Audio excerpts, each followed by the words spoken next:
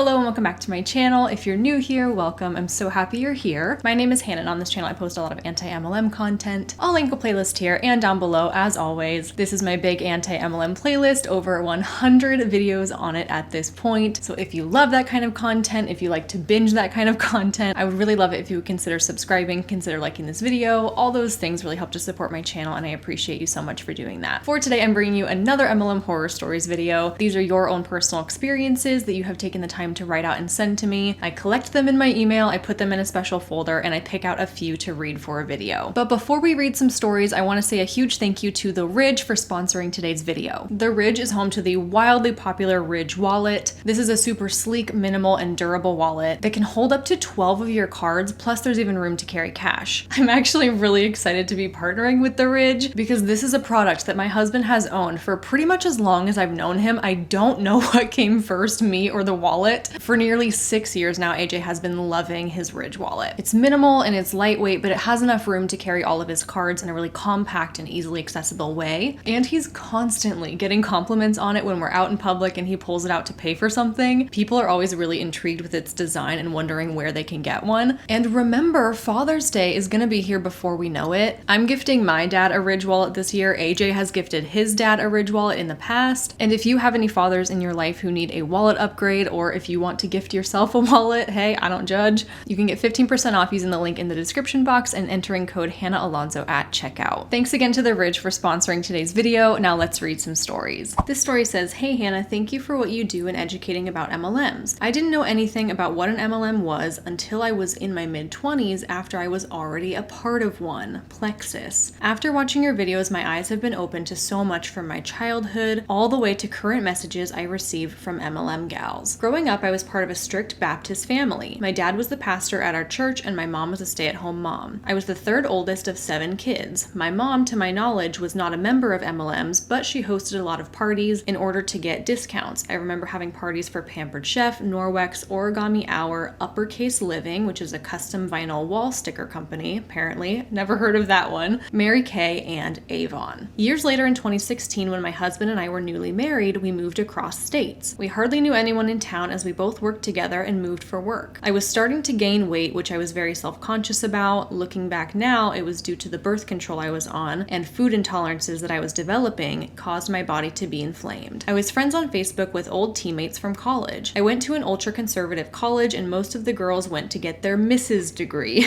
basically only to meet their future husband, get married, and become stay-at-home wives and moms. Yes, I know exactly what you're talking about. This friend of mine, Sally, started posting about Plexus and how she was helping bring in an income for the family from home. Sally was able to be this godly stay-at-home wife taking care of the home while making money. She was posting about these products and how it was helping her have energy, lose weight, and was helping with some of her health concerns she had since she was a child. I was interested since I was struggling with my weight and migraines. I went ahead and became an ambassador since that was the cheapest way to get the products. I didn't have a lot of extra money, but as soon as I ordered my starter kit, I was added to many Facebook groups of Plexus ambassadors. I was immediately encouraged to get 3 of my friends to sign up under me in order to help me afford my monthly products, and they wanted me to focus on getting people with terrible health or issues. That's not surprising to me in the least. Sign up quickly, recruit people quickly, target the people who have health issues. Ding, ding, ding, we have a Plexus ambassador. I mean, honestly, the same can be said for lots of MLMs too. Since I was new to the area and I didn't have friends, I started talking to my coworkers about it. I ended up getting 3 of my coworkers to sign up under me within the first month and I ranked up to Silver Ambassador. Attached is the graphic of ranks and the average annual income. Yes, okay, I'm gonna put this screenshot on the screen right here. There is not a date on this income disclosure, but I do know that within the last 5 or 6 years, Plexus has not structured their income disclosures this way. They don't tell us how much the people at the different ranks make anymore. I believe they stopped doing that in like 2016, 2017. I have a whole Plexus deep dive where I actually go into these income disclosures and speculate as to why they're not doing them this way anymore. Let me see if I can figure out what year this is from. Okay, yes, this looks like it is the 2016 income disclosure, and this was the last year that they did release the income for all of the ranks. So unfortunately, even though that's 6 years ago at this point, those are the most recent numbers we have. So you said you ranked up really quickly to Silver, which has an annual income in 2016 at least of $3,778. I had lots of ambassadors in my upline reaching out to me, encouraging me to continue going. ranking. If I was able to rank up that fast, I was on track to become a very successful Plexus ambassador. I started feeling overwhelmed as there were lots of tactics being pushed on me. I had to be a part of multiple weekly Zoom calls. I was pressured to do so many tasks each and every day in order to be successful in my business, listed below. So these are what you're encouraged to do every day. Number 1, find at least 10 people on Facebook. Number 2, cold message at least 3 people. Number 3, follow up with one person I had messaged the previous days. Number 4, post at least 3 times on Facebook, 3 times in a day. One post must include information about Plexus. One post had to be an encouraging post such as a Bible verse or encouraging quote, and one post had to be about my personal life, but I had to have Plexus involved in it somehow, such as holding the pink drink, have it in the background of a photo or video, etc. And number 5, post a happy birthday message to each person that day. We were told this increased the algorithm so they would see our posts due to interaction between our pages. So the people you're hunting down on Facebook, you have to now keep track of their birthdays and go wish them a happy birthday. I mean, if these 5 daily steps don't tell you that all of this is just fake, it's fabricated. None of these interactions are genuine. There's clearly an ulterior motive behind all of them. Literally encouraged to wish people a happy birthday so that hopefully they'll come and see your posts and join your team. Oh my gosh, it's just insane. Basically, all of my time when I wasn't at my full-time job was put into selling and building my business. This took away a lot of the time I had set aside with my husband in order to message potential clients because that's when they were available. I was never one who posted a lot on Facebook, and I didn't like friending people I don't know, so I started friending old high school acquaintances. The only people liking or commenting on my posts were my upline. Okay, I'm gonna put a pause in this story really quick. Typically when I film, I rearrange the order of the stories a little bit. I don't always film them in the order that they get put in the video, and I think I'm gonna make this one the first story in the video, but don't worry, later on in the video, we discuss this in detail about the excessive posting on social media and the fact that the only people engaging with those posts are people on your team. I did notice that my bloating went down, but I was gaining weight. I started to question this and was just told that Plexus is not about weight loss. It's about healthy weight and gut health. Some people gain and some people lose weight. Plus, the Slim, also known as the pink drink, has been reformulated and I didn't like the new flavor. In the midst of all of this, I was pressured to try and add new products into my routine. I was already using the Triplex, the basic bundle, and I was told to start taking the Vital Biome, which is a prebiotic, the X Factor Plus, which is a multivitamin, the Mega X, which is a fish oil, and other daily drink items. I was told this would help me be as healthy as I could be to have the best success story in order to have a story to share. So this falls perfectly in line with the whole be a product of the product narrative. In other words, if you're going to be promoting and selling these things, you should probably have a personal experience with them yourself. Buy them, use them, take photos of them, give your testimony about them, which I do agree is a pretty smart and standard way to sell something. However, when it comes to products like supplements, I wouldn't recommend that you just start adding in all of these pills and drink powders into your routine without at least consulting a healthcare professional first. Some people do need supplements and other people don't. And it's all about assessing a person's health and nutritional needs on a case-by-case basis. Prescribing all of these pills and supplements to people who might not need them is best case a waste of money and worst case probably bad for them health-wise. The girls I recruited were not getting people under them. I was not able to get others to sign up under me. I felt like I was failing. In the midst of all of this, I was putting tons of money into the products I was buying in order to help my uplines rank up or keep their ranks at the end of the month. I was putting so much money into this that I was having issues struggling to make my vehicle payments. I finally stopped spending $250 plus each month. My husband was using some of the products, so some months were double, in order to not lose my vehicle. I only purchased products when I was able to afford them. What you're bringing up is called rank buying or bonus buying. It is against the policy of these MLM companies, yet nearly every MLM company does this. Quite literally just purchasing mass amounts of products to hit ranks. I was still pressured by my upline, typically not Sally, but like 3 or 4 ladies up. I was told to keep selling in order to have my downline help me pay for my products. According to the chart attached, which shows the average income per rank, I was not making anything near what it shows. Oh, interesting. So even though the income disclosure statement says you were making this much based on your rank, you're saying you weren't even hitting that? I was only making money off of what I would purchase after it was over 100 PV, which is roughly $110. For example, if I had 150 PV that month, I would only get commission off of anything over 100 PV, meaning that my check was only based off of 50 PV. I never had a check more than $100 each month. month. As I was ordering less and less, the Plexus ladies slowly stopped messaging me. After roughly a year and a half in the company, I just stopped ordering completely. I started unfriending a lot of the ladies on Facebook and left all the groups I was a part of. I didn't have a single person reach out to me asking what was going on. These friendships I thought I had were gone.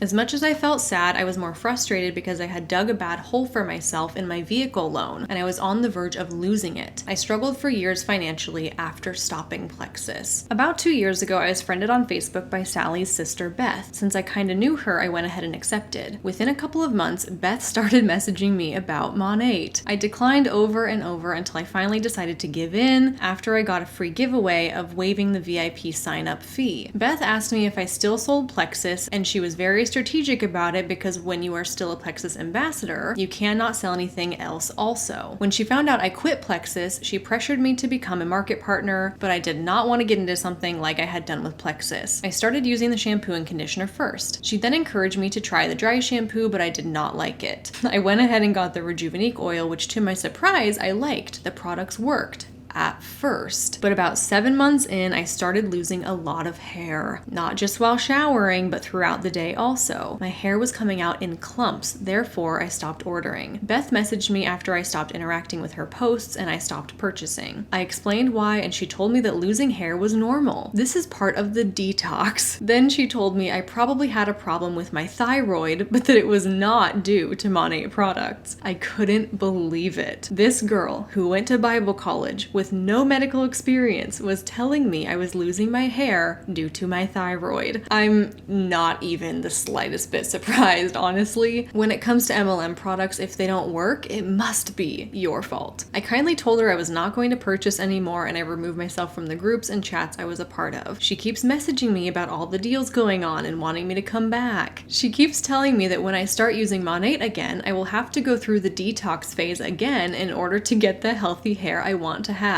But I have the most healthy hair that I've ever had before and I'm not using Mon8. With both Plexus and Mon8, I could never get over how cheap the products would sell for during the sales that constantly happened. Yes! Like if 5 products are sold for $15, then in my opinion, there was no reason for the outrageous prices. Plus, you could never get only the sale price. You had to place an order of at least $70 to $80 before you were eligible for the sale. You still had to purchase the full-size products at full cost. I hated that and it never made sense to me. Yes, this right here is such a huge thing that Mon8 does. They have flash sales every Friday, but as you said, you can't just shop the sale. No.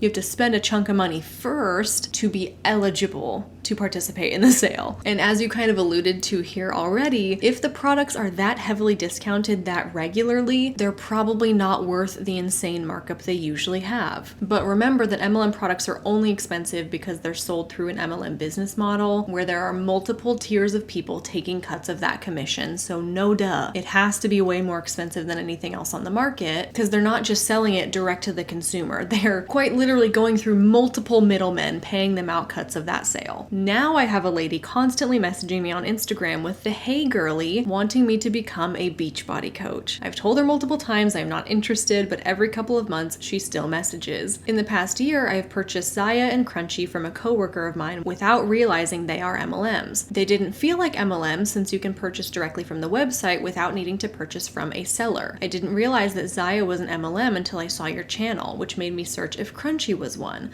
I couldn't believe the list that I found of MLM companies out there. Once again, thank you for what you do and shedding light on the worldwide problem that needs to be addressed. Great story, very detailed, and I really feel like we already kind of talked about all the big things I wanted to address. Your story has so many pillars of an MLM experience: being pressured to join, being told who to prey on, rank buying, super expensive products, struggling financially to pay for other important things in your life, the product's not working. Check.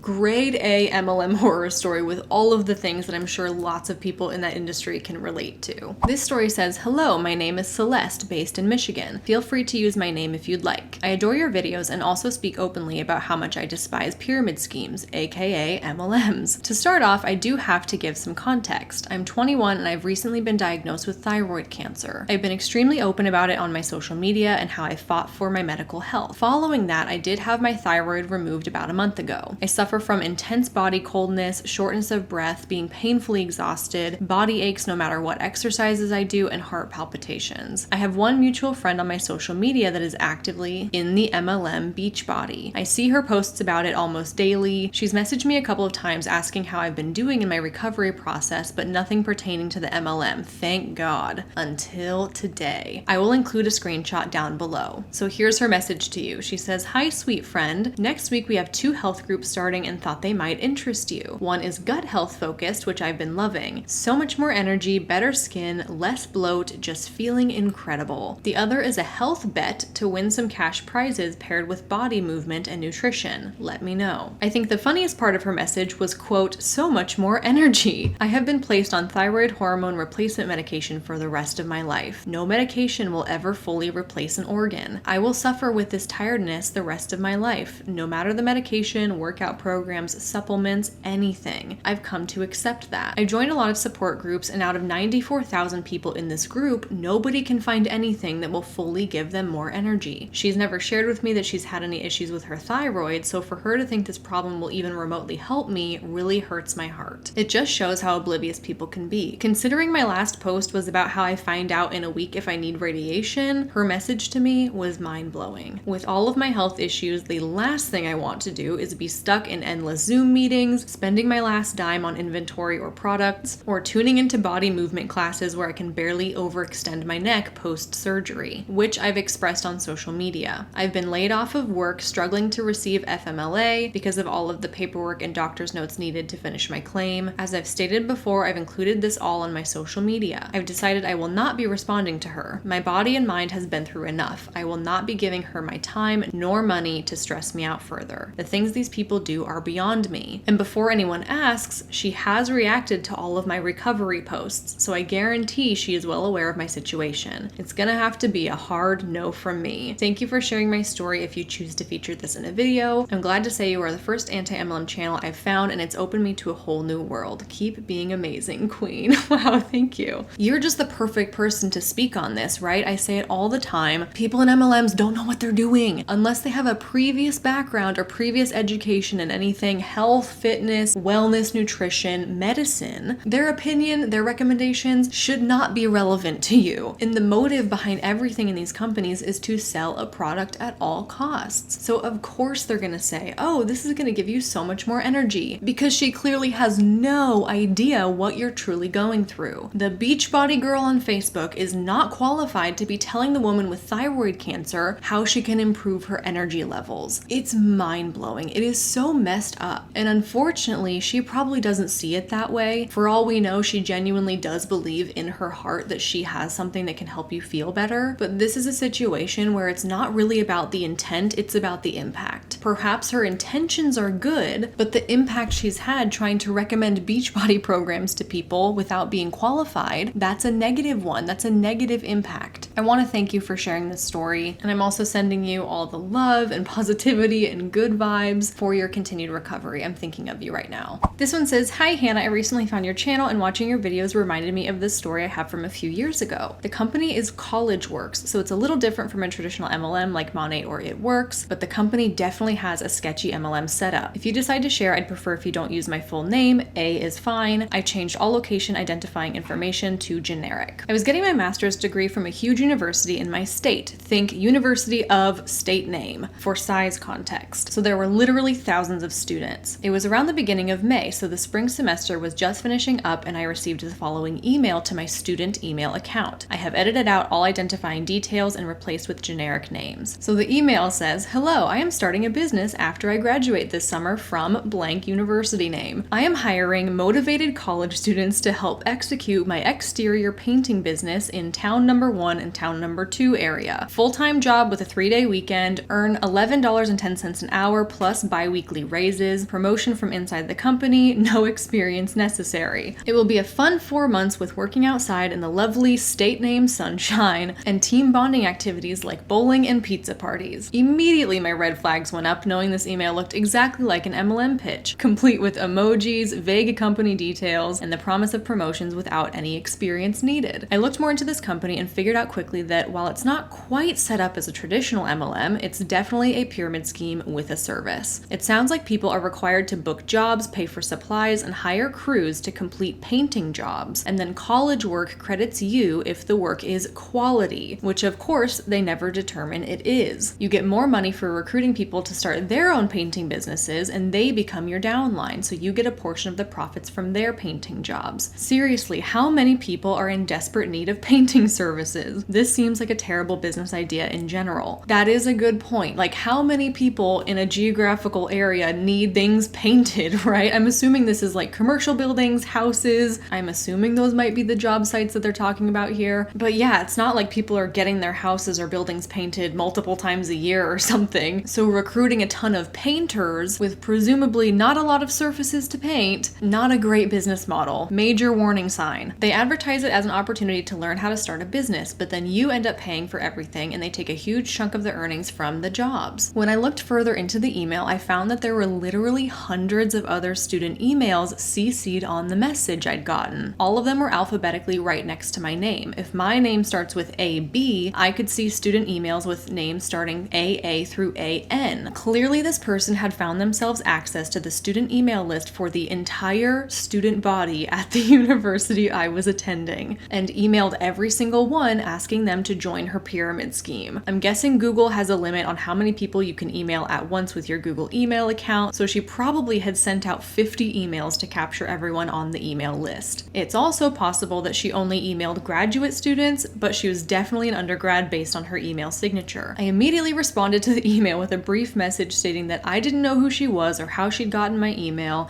but that I did not appreciate receiving such an inappropriate message. I also said I was sad that she had been preyed upon by this company, but that this job she had found was not an actual position with a reputable company. I let her know that she should research the company heavily before getting more involved because she was bound to lose money. She never responded, and I found her on Facebook a few days later posting about free consultations for painting services and how she was completely booked up for the next month. I was also able to find the department she was in. She had it in her email signature, and I forwarded this email to the head of the department at the student conduct office. I simply shared that this student had used her access to a mailing list in an incredibly inappropriate way. I didn't even mention the MLM, and they immediately responded with a huge apology that they would be contacting the student to discuss appropriate email use immediately. It was a few days before graduation, so I hope the student wasn't impacted too badly by this, but it was gross misconduct. Students do not have access to email lists like that, and the only way she could have gotten it was if she had access to an administrative, club, or sport email to send mass updates to the student body about a university activity. This was about 3 years ago, and her Facebook posts about the business stopped before July of that summer. I hope she's been able to find a legitimate job that isn't scamming people, but who knows? Maybe she's out there emailing all of her work colleagues about her latest pyramid scheme scam. I was getting my master's degree while working a full-time corporate job, and I could only imagine how ridiculous and childish it would seem to use an email list like that in a corporate setting. Anyways, thanks for fighting the good fight against MLMs, and remember, don't use your access to university email lists to email hundreds of students to try and con them into joining your pyramid scheme. Yeah, no kidding. That's very clearly an abuse of whatever kind of access she had, and the poor girl, that probably felt like a gold mine to her, right? Like the contact information for thousands and thousands of college students, that is like an MLM Hun's dream. And thank goodness you had the foresight and the realization that like this is sketchy, scammy, and MLM adjacent kind of thing, because you can only imagine that if she's got the contact info for thousands of people, there's gonna be a few in there that don't know what this is, and they might have actually fallen for it. This is a wild story, and if we really think about it, it just kind of goes to show the level of desperation that people have in these companies to find new recruits. Cold calling is one thing, cold messaging on social media is another thing, but cold emailing everyone at your university, I mean, that's painfully obvious to me that this person clearly understood that recruitment is the way to be successful and to make the good money in college works. And that kind of speaks for itself, right? It's not really about the service you're providing, because if it was about the service you were providing and you were being compensated well for that service, there would not be a need to try and mass recruit people. This is a crazy story. This is definitely a new one for me. Thank you for sending this in.